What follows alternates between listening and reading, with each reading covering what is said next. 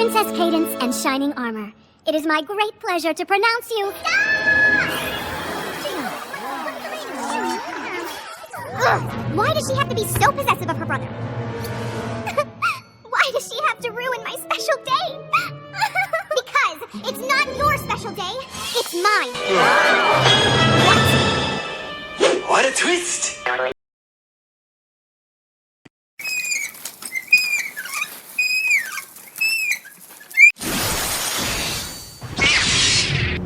Get your kid ass out of here. Hello, I'm Discord Jedi Knight, and here we are the season finale. And the big reveal is Twilight has a brother. You had a twin brother all along? That's the big twist we were waiting for? What a ripoff! I predicted that like a year ago. So apparently this used to be a big surprise because there is no hint or build up to it all. And I do agree with that sentiment. This entire story comes out of left field. And yet I don't mind it all and find it actually fascinating. I'm a big sucker for good storytelling. And while I am not one of those romance flick types of guys, I do think a big plot romance can actually really sometimes boost the overall story. And while Lem LP itself isn't exactly the Goo-Goo-La-Vida of a series or anything, it does love to not only discuss and teach friendship, but also family bonds and sibling connections. So when Twilight finds out her brother is getting married to someone she never met, she feels shocked by this. And it is reminding her that just how far she's been from him. They used to be so close, but now she and her brother both have a life of their own. And despite loving her friends, she is feeling saddened that her big brother is no longer a part of her life. And in some ways I can relate to it. Within my own life, both my siblings have their own lives and are married, and it was strange at first when I first met their partners. But in the end, that's just life. I live a life separate from them, and we're not close at all anymore. But the few times we do see each other, we laugh about the old days. I love my family, and so does Twilight. And so Twilight sings this big musical number about her brother.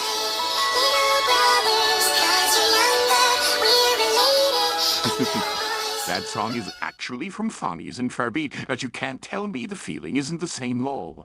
I really like her reaction here, and when she finds out it's her old babysitter, that makes it even funnier. Now, I made a video discussing how Cadence became an Ollie Corn, going over her now canon backstory. In that, I expressed my original thoughts about her. She has some good moments in the show, but she was far from my favorite. I like her design, but that is about it. It wasn't until I read her comic that I truly became a big fan of hers. Truly, I think that within My Little Pony, one of the biggest missed opportunities is definitely not giving the MLP family members much screen time, especially Twilight's, Cadences included. But enough about that, back to the episode at hand. Twilight goes to visit her brother with her friends, finding out that not only is her brother trying to protect the kingdom from an expected attack, but his fiancée is Cadence. However, Cadence isn't acting like the Cadence Twilight used to know, and so Twilight tries to prove that perhaps he shouldn't marry her, that she's acting weird, only to result in a fight with her brother and her friends, who are actually excited to be a big royal wedding. Then it turns out that once she gets Twilight alone, Cadence straps her. And when I saw this, I was like, oh, so she's actually evil and doesn't like Twilight or something, or maybe she's just mad at Twilight for ruining her wedding. But then the big reveal happens. She's not Cadence at all. The real Cadence, now trapped with Twilight, sings of how much she loves her brother and wants to marry him before he marries the wrong woman, who, by the way, has no interest in marrying. Singing this Cadence just wants to suck out his soul and feed on his corpse. Or sorry, wrong franchise, no, she wants to feed on his love energy. Whatever the hell that means, it turns out she's the changeling queen. And my god, that reveal!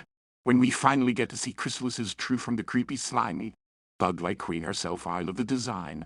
So much I love the design. So much better than well, this. Which reminds me, yeah, how on earth did Celestial lose the bug queen? Well, simply put, despite not liking her all that much, I believe that she uses most of her energy moving the sun, and so she isn't weak, she just is tired. Being tired, she can't fight off Chrysalis. And where is Luna in all of this? Asleep? Duh.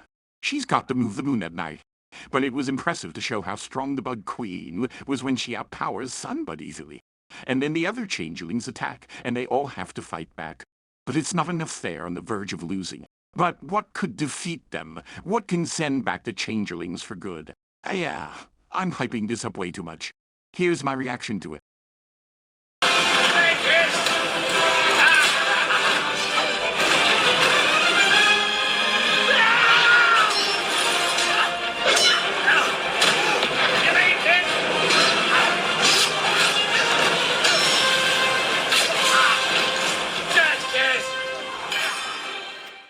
And so, through the power of love energy, whatever that means, Chrysalis and her are blasted back to whence they came.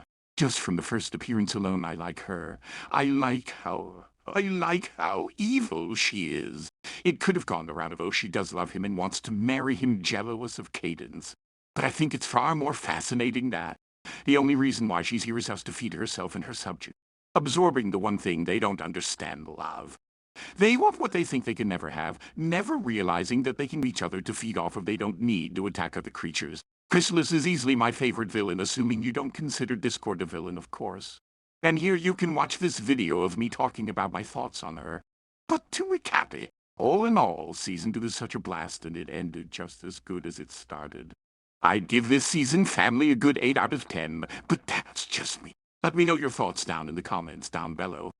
And don't worry, my big video ranking all the Season 2 will also be in the works coming soon, so like, share, subscribe, and get ready for Season 3 coming next. Remember, my friends, that family and friendship is magic.